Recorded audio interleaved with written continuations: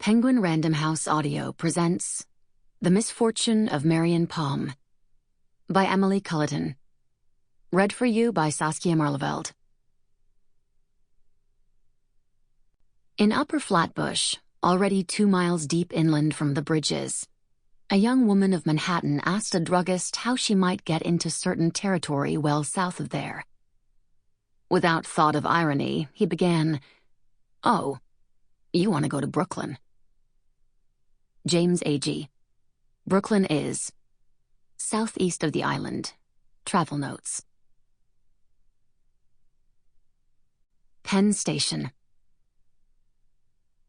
Marion Palm is on the lam.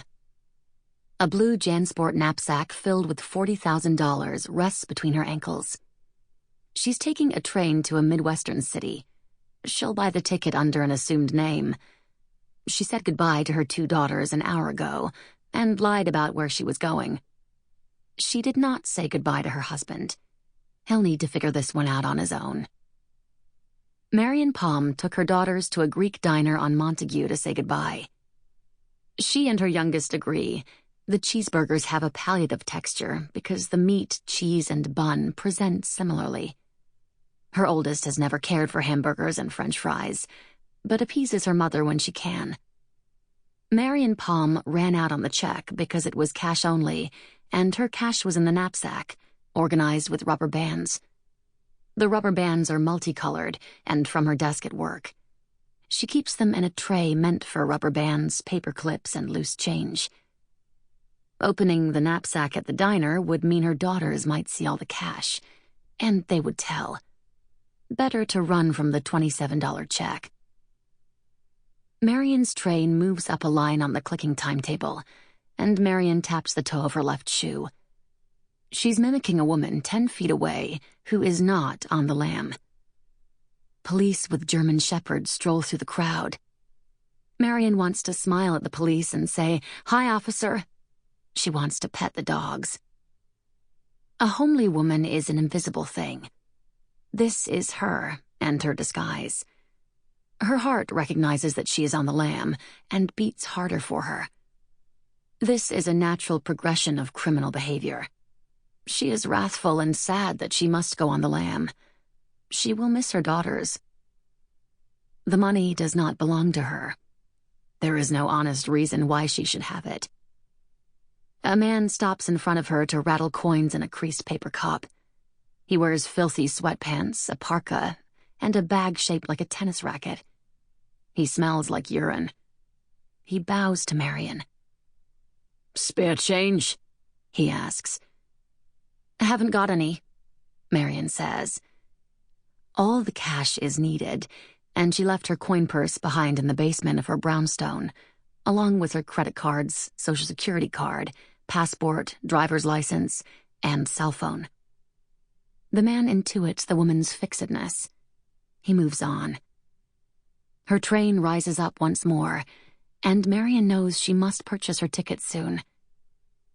She closes her eyes to stem her panic. The Wall, or Progress. Nathan Palm doesn't know he's alone in the house. He thinks his wife is downstairs because he hasn't heard her leave. In his office on the 3rd floor, he looks at a legal pad on his dark wooden desk. There's a pen next to it. He can't make any decisions because he thinks he may have done something terrible.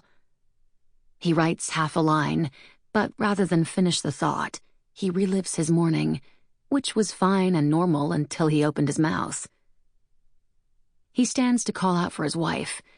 He'll ask her about their plans for the weekend. How about an excursion, a family excursion?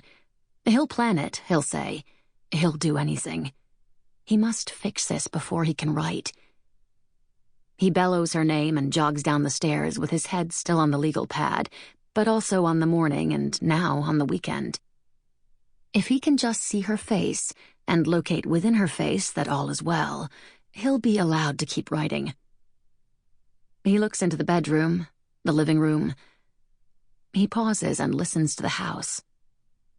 The creaks and moans of the stairs and uneven hardwood floors give up occupants' locations. house is quiet. "Marion?" he asks. He has a first line. It could be a way in, but Marion hasn't answered, and without that answer from Marion, he'll never write the second line. He checks his watch. The line in is never good, but he knows he has to write it. The doorbell rings. The line isn't it, but he won't find it with the doorbell going. He waits for Marion to spring up from wherever she is and answer. The air is unsettled by the doorbell, but nothing moves. Nathan opens the front door and discovers his daughters out there on the stoop, 8 and 13, and they look abandoned. Their coats are zipped, but his youngest shivers. At this time of day, his children should not belong to him. They belong to school. "What are you doing here?" His youngest wails that she is sorry. She is really sorry. When his daughter wails, she is usually wailing that she is sorry. "Mom signed us out. We had cheeseburgers, and then she said she was going to visit Shelley for a week." This is his oldest, Ginny. She is good with details, but has a capacity for cruelty. Nathan Palm relates more to his younger daughter than to his older daughter. "What?" "Shelley." His youngest is now in the doorway with Nathan, wrapping her arm around his thigh and crying. When Nathan kneels to look her in the eye, she gives up his thigh in favor of his neck. "Why is Jane so upset? Why didn't your mom bring you home? Why did she take you out of school?" His oldest frowns and shrugs. "Don't know. Dad, do we need to go back?" Nathan pictures his work on the 3rd floor. There's that half line, which could be a full line, and now he believes it might be good. He imagines the book the poem would be included in. He conjures up the spine of the book, found on an old, crowded bookshelf. His success is something past. The work is finished, and he is content. His daydream is to be home again, but he has never commuted. He once sledgehammered away a low 10-foot-long concrete wall. When they bought the house, this wall bifurcated the backyard.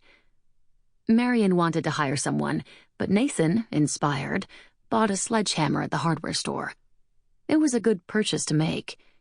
He learned how to wind the sledgehammer behind him and up, over, and down into the wall. He repeated the action until the concrete fractured. Then he focused on the fracture until he could dislodge a piece of the wall. The wall became less. There was movement. There was a display of accountability. When the wall was gone, he missed it. He would lose that line. It seemed good only on the 1st floor. It would sour on the 3rd. "No, let's watch some television and drink juice." The Palm girls watch a rerun in the den and sip cranberry cocktail. Nathan stands in the kitchen to phone his missing wife. He thinks of the terrible mistake he made that morning. As the phone rings, he lives his morning again, but chooses not to see his wife in her nightgown, rotating her wrists. And because he does not see her, this wiser and ideal version of Nathan never says a word. Women who embezzle. Marion Palm is an expert on women who embezzle. She does not think of women as embezzlers. Embezzlers are men. For women, embezzlement is a practice. Women who embezzle do not live lavishly. The reason for the practice has nothing to do with status. It has to do with justice and enforced reciprocity. Women who embezzle will save the money, pay some bills, and then buy a jet ski for their family. Women who embezzle will bid extraordinary amounts on rare Victorian dolls on eBay. Women who embezzle are not apologetic, but they may cry when caught. When women who embezzle from churches, they fall to their knees and pray. They do not pray for forgiveness. They pray for safety and protection. Women who embezzle from offices do not cry, but cross their arms and stiffly smile, as if to say, "What did you expect?" They've worked at the office for 20 years and are seen as a piece of furniture. Sample complete. Ready to continue?